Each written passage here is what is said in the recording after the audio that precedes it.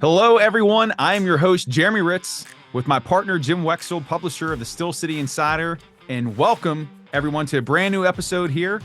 And we're coming off a loss, the Steelers losing to the Colts. Jim, is there any good news to take out of this game? Is there any good news? Yeah, I think they found a quarterback.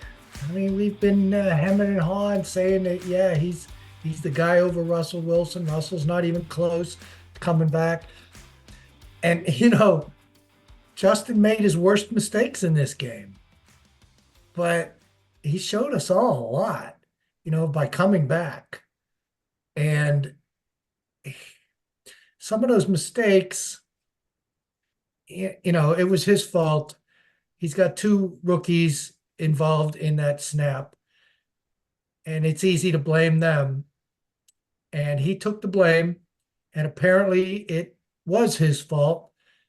And he admitted to it. And that was so good. He's going to grow with these rookie linemen.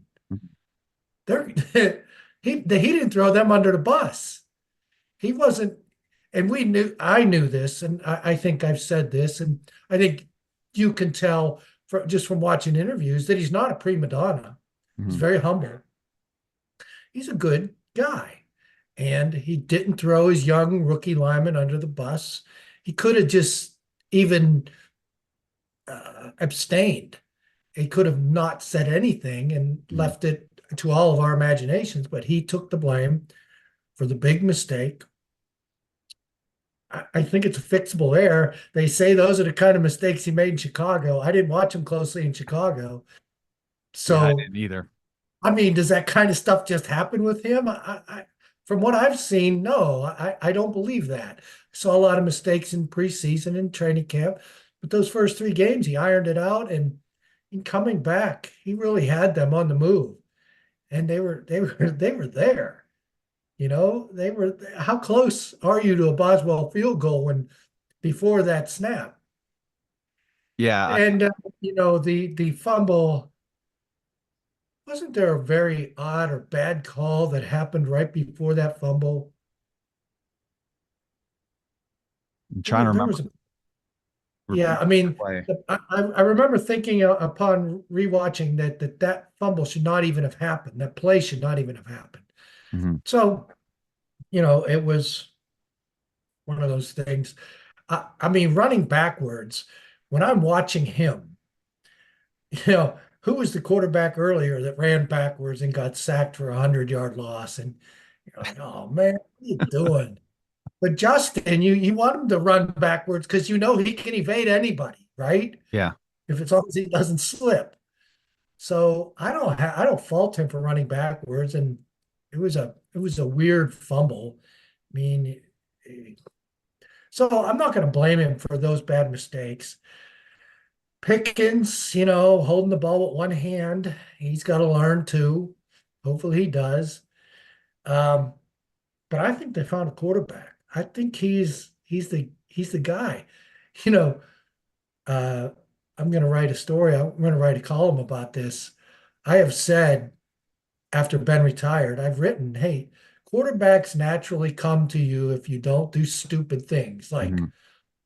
like trade the rights to Sid Luckman, like cut Johnny Unitas, like trade Bobby Payne, like trade Len Dawson, like pass on Dan Marino when he's in your own hometown. This stuff just comes to you if you do the right things. And it's so funny how Justin Fields came to them.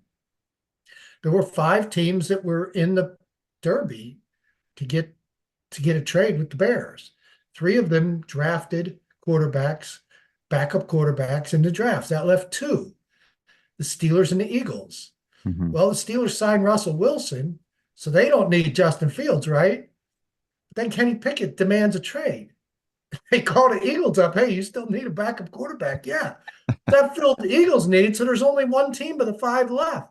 Mhm. Justin Fields comes to them. We all think, well, it's just, backup, emergency. We'll see, maybe, whatever. And now look what's happened. Russ on the first day of camp hurts his calf, blows it out. It's like stuff just happens if you don't overthink, if You don't do stupid things. It'll just come to you. It's And it it's does. almost it's like fate, Jim. It's like relationships. It's like everything in life. It's like quarterbacks mirror life, right? So I Yeah. think they found a guy. And I don't know that he's going to want to move on. Now, the problem is getting him in March, right? Re-signing him after the season. And how expensive is he going to be? If he's this good, how expensive is he going to be? Well, the rest of the season will gauge that. But I don't see him wanting to move on. This could be his team. If he has, especially if he continues having success, he could really like this organization. He could like this coach. He could like this young offensive line. He could like George Pickens. I'm assuming they're going to draft or at least find a couple skill players in the offseason. And Mhm. this offense grows. The line's going to grow. We know Oh yeah. that. Stop getting injured. You Yeah. know? Yeah. Well, So I think I don't know that he'll be cheap, but I think you'll get some kind of what do you call it? The you come a little cheap, your hometown discount. yeah. So I think there might be some of that. Yeah. And just for perspective too, and I was thinking about this yesterday, that the last 2 years with Kenny Pickett, Mitch Trubisky, what we had at the quarterback position, and 150 yards passing, 200 yards passing was something that was pretty spectacular for the Steelers offense. But you look at Fields' numbers, 312 passing yards, 55 rushing yards, accounted for 3 touchdowns. It's almost 400 yards. 400 yards for the Steelers offense the past 2 years, we probably would have been throwing a party. So the fact that he's able to do that, sure, he has some boneheaded plays, but he's learning, he's progressing. I mean, he kept them, I don't want to say single-handedly, but on offense, he kept them in this game that was pretty ugly.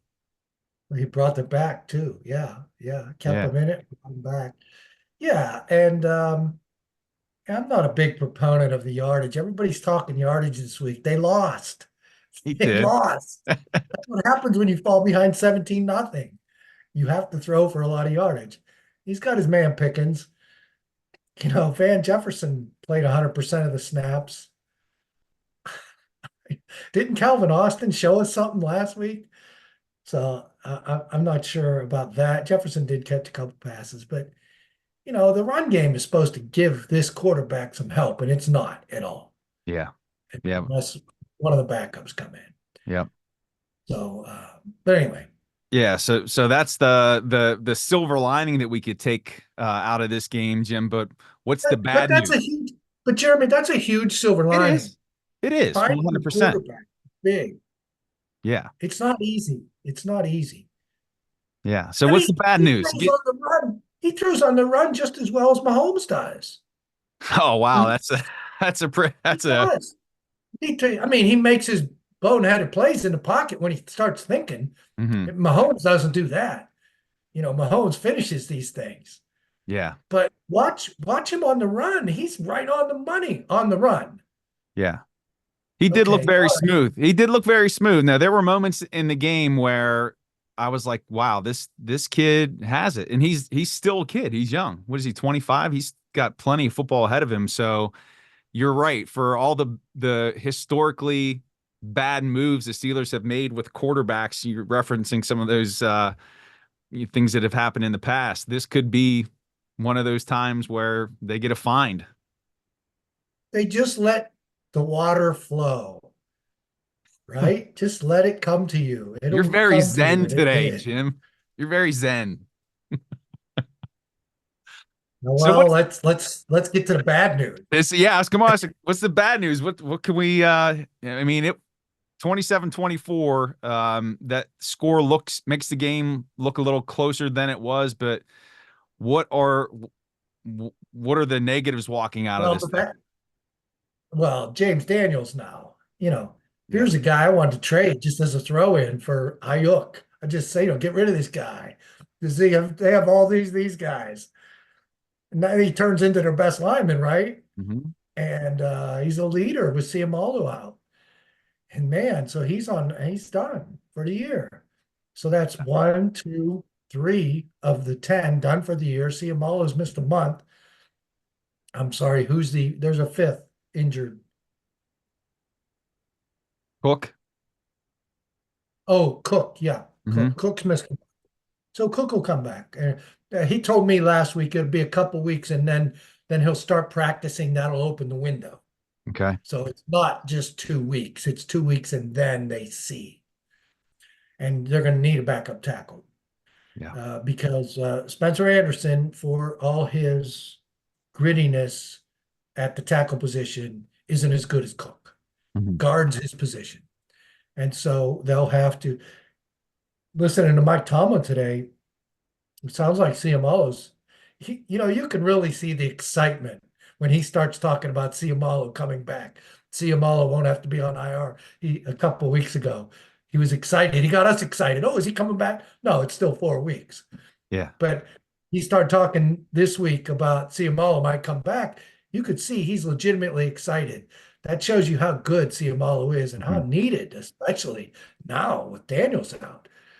So I'm supposing they moved McCormick over to right guard. But McCormick, all those games he played in college, like what, 65 games, Hmm. NCAA record, something like that, Hmm. were all at left guard. Okay. So, you assume it's easier for a guard to switch sides, but Dotson apparently wasn't such an easy swing. Um, so we'll see about McCormick. It could be Anderson. And we'll see how McCormick would do on the right side. Because Ciamalo, of course, keeps his left guard position. Yeah. That's the bad news. Now Hmm. you got on today and you seemed a little pissed off, a little honked off. I was. What pissed you off so bad? Yeah. So, watching the game with my son, my oldest son, and he was like, Daddy, we got a chance to come back here in the fourth quarter. And I said, Son, there's one reason that's probably not going to happen, and it's because the defense could not get off the field on third down. And Joe Flacco, who seems like he's been around forever, he's the bane in the existence of the Steelers, just kept converting those third downs, third and longs, and it was frustrating. And it seems like the Steelers defense at times, in previous years too, will fall into a pattern where they just can't get off the field. And I felt like that's what kept happening. And I was pissed off, frustrated, but I stayed cool. I stayed calm. Oh yeah. Okay. I did. So, okay, let me say this about that. All right, so maybe they're not the elite defense we had hoped. That's one. Number two, I take issue with what Mike Tomlin said after the game. He was asked, "Why didn't you blitz Flacco more?" He said, "Oh, he's a veteran guy. He'll pick you apart."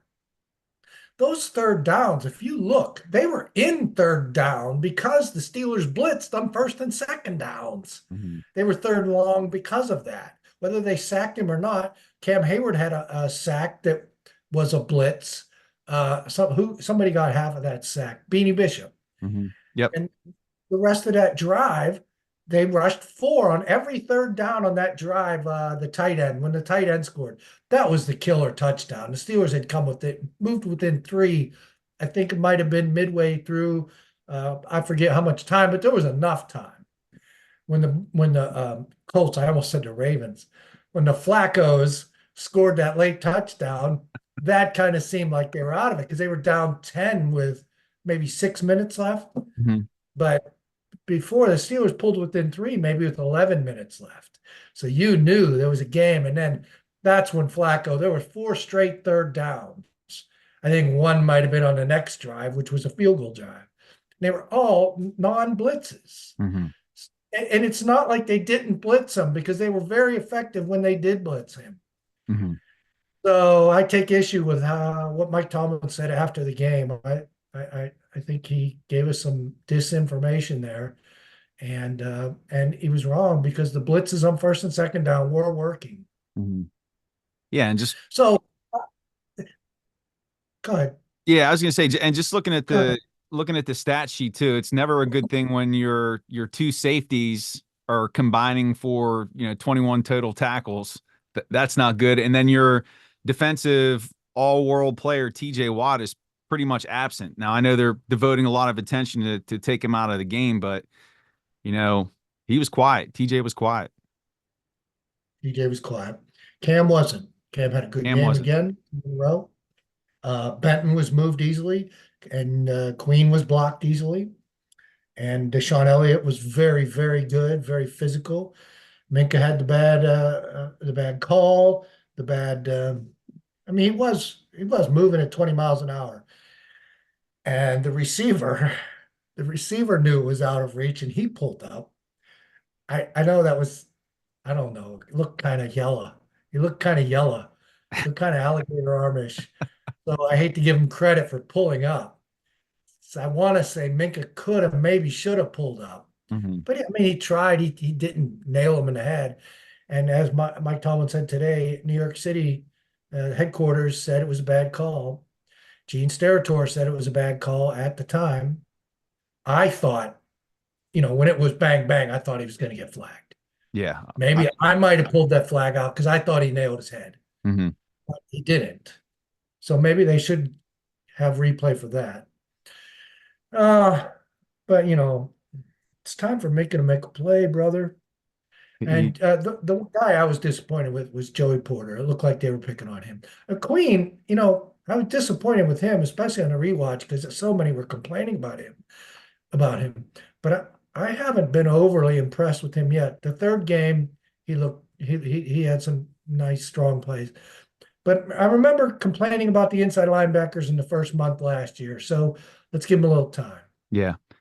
With Queen, I feel like he just struggles. He gets caught up in the trash with those big offensive linemen and can't get off the blocks. But to his credit, when he finds a crease, if he is blitzing from the He's a inside, good blitzer. yeah, he can close really fast. So, yeah, I would say I was a little disappointed with all the inside backers. Even Peyton Wilson a few times just seemed like he was overpowered against the run. And I know that their star runner there, Taylor, didn't hit 100 yards, but he was chunking some nice plays there against the run defense. That's a running back, man. That's what you need. Yeah, That's what you need. and we don't have that guy. You don't have it. Yeah, You don't have it. You just don't.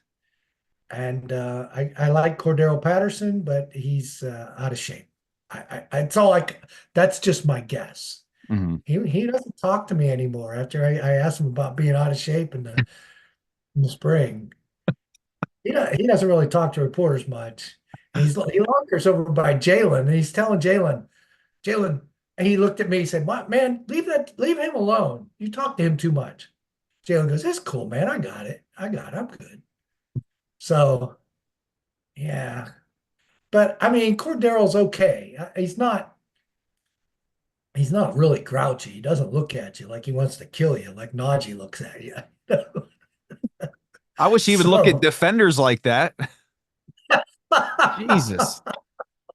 And he's so streaky. He's either hot and he's running everybody over. He's chunking big yardage, but then there are games like we saw this Sunday where he's just you flat. know, check out Matt Steele's post on Matt's been a Najee guy. Check out his post. He talks about business decisions, how it's a business decision uh, sometimes for a running back to slam into an obvious tackle, obvious contact, and bowl it over for a couple yards. It's a bigger business. It's an easier business decision than to cut back into the open field like Cordero does. Mhm. And Najee just never cuts back. He's Mhm. never. So they try to toss it to him to get him outside, and that's just a disaster. That's just, yeah, stupid play. Yeah, yeah. But if he cuts it back, like Cordero does, like Jalen does, and we're hearing about the screen pass too. I mean, it was a worthy play. It was helpful. Jalen breaks that for 50, maybe 100, maybe a touchdown. Yeah. So what's his Even status? Jonathan Ward breaks it. Yeah. Yeah, well, we'll find out. We didn't hear much today, but Tomlin did say it. We'll see. It's a Mhm. we'll see that it's not he's out. So we'll see at practice. Yeah. I would say that so far this season that's been, although the running game has been okay compared to where it was last season at the end of the year, it's not close. And I know it took some time for it to get up and running, no pun intended. So maybe this is just growing pains here early on, but they've got to get that moving. I mean, you give me Jonathan Ward, just give me some speed, give me a playmaker. And Yeah. Justin Fields has got to do it all. And Pickens and Calvin. Yeah. But anyway, that's looking back. And one other thing I want to say, the Colts were hungry and desperate. 3-0, it's not just Tomlin. It's the state of it's a mental, you can get a little zen on this. I don't know how, but you're more inspired at 1-2 when you're at home. Your season's on the Mhm. line. You're a fat cat 3-0 coming in. You're reading about these injuries. People are telling you that Anthony Richardson can't complete passes. You look pretty good to me. Yeah. So the desperation of being 1-2 against a 3-0 team is legit. And it helps you get that extra inch to get that loose ball that Yeah. they were getting. Joey Porter Jr. dropping that pass, and those the Colts just pulling fumbles away when it could have been a Steelers recovery. So I think you're going to see that this week with Dallas. You're going to see that kind of hunger from the Steelers. They were embarrassed, and now they're at home, and it's Sunday night. Dallas, what's Dallas? Are they 2-2? 2-2. They just won this past weekend. Yeah, I don't know if they're going to be fat, but I don't think they're that good. Mhm. I mean, they've played a weaker schedule than the Steelers have, and they give up 4.6 a carry, 11.0 defensive per completion. The Steelers give up 11.4. But the Steelers are better at the line of scrimmage, decidedly, even without a running game, and they're better scoring defense. I like defensive yards per point. At 4 games now, I like to look at the stats. Mhm. 4 and 5 games is best. I do a 5 game rolling. But 4 games, I like, the Steelers have much better yards per point efficiency, the scoring efficiency, much better line of scrimmage, even without a running game, and have played a more difficult schedule. In the past, Mhm. defense is equal. So, and they're playing at home and they're going to be hungry. So I Yeah. like the Steelers. Yeah. And what better way to make a fan base forget about a loss than a win at Exactly. home Sunday night? And that's the thing too. It's so early, and to be 3-1 after 4 games, they're still in great position. Cincy only has one win. Baltimore got one against a really good Buffalo team, so they're still atop the division. Um, they're in good shape. It stinks for them to lose, but there's plenty of football to be played. And the talk about the difficult schedule at the end, they're all playing all division rivals, but aren't the division rivals all playing each other too? I mean, it's difficult for them. Yes. And that Wednesday game, yes, it sucks, but they're the home team. And Hmm. by then, the Chiefs, the Chiefs are 4-0. I can't believe it. Two-time defending champs usually start injuries, bad things will start happening to the Chiefs. I just have that feeling that they're going to get sluggish. And I told you, Justin Fields is a better quarterback than Pat Mahomes. Did I say that? You did. That's the headline for this video. That's the No, headline. don't you dare. That'll generate some views for sure. But to steal your word that you used just a bit ago, the Chiefs will probably be fat rolling into Pittsburgh for that game. So It's Christmas. They're not going to want to. They're the mighty Chiefs. They're probably going to have a division lead, and injuries are already starting to pile up for them, aren't they? The running backs out, the Rashi receiving Rice, that core. receiver, yeah. Mm-hmm. Yeah, Yep. yeah. So Jim, tell us about your book. Well, the book's coming out this week. It's Pittsburgh Steelers, an illustrated timeline. It's a coffee table book, and I'm excited about it. It's a good book. Um, and there are 4 events. It's coming out this week, and Saturday is the first event. It's at Barnes and Noble in Cranberry. Okay. That's the king of the Barnes and Nobles. A lot of foot traffic there, and they're excited. I don't think I'm going to give a talk, but if they want me to, I will. That's 12 to 2 Saturday at Cranberry Barnes and Noble. Okay. Tuesday, it, Tuesday, and we're going to have these posted on the show notes, and Hmm. they're pinned to my Twitter feed and my Facebook feed. Uh, Tuesday the 8th, I believe Tuesday the 8th. I'm going to give a talk on the history of the Steelers and take questions. We're going to talk Steelers, and I'm going to try to get a guest, and I don't want to say now because I haven't asked him yet, and I have a feeling he'll come. But we'll talk about the history of the Steelers. We'll talk ball. And it's at Riverstone Books on Forbes Avenue in Squirrel Hill. That's at 7 p.m. Tuesday. And then sign the books, sell the books, sign the books. And then Thursday is at my hometown, Norman Library. I'll definitely give a talk there. That's Thursday at 6:30. And then Friday and Saturday, Ligonier Days. If you get out to Ligonier Days, do you ever get out to Ligonier Days, Jeremy?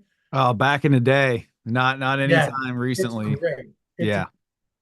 It's a great couple of days, and I'll be at Second Chance Books, and I'll have all my books there. I'll have all my books at the Norman Library, and probably at Riverstone too. I'll have the books I have already have at Barnes and Noble will be there.